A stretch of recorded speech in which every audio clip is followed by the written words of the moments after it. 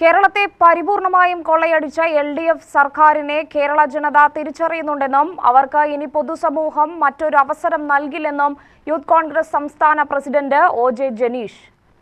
അനുമോദനത്തിന്റെ 1000 പൂച്ചെണ്ടുകൾ സബരിയം സമർപ്പിക്കുക.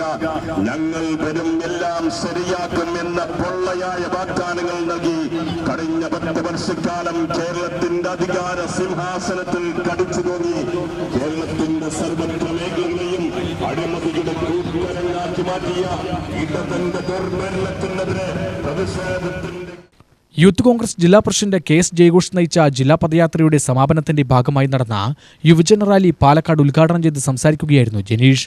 ആഗോള അയ്യപ്പ സംഗമവുമായി ബന്ധപ്പെട്ട അഴിമതിയുടെ പുറത്തുവന്ന വിവരങ്ങൾ ഏറെ ഗൗരവകരമാണ്. വിശ്വാസത്തിന്റെ മറവിൽ പോലും ഇത്രത്തോളം തട്ടിപ്പ് നടത്തിയവർക്ക് അധികാരത്തിൽ തുടരാൻ യാതൊരു ധാർമ്മികതയുമില്ല.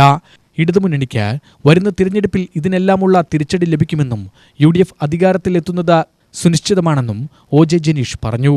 13 ദിവസങ്ങളിലായി 12 നിയോജക മണ്ഡലങ്ങളിലൂടെ സഞ്ചരിച്ചാണ് പദയാത്ര റാലിയോടെ സമാപിച്ചത്.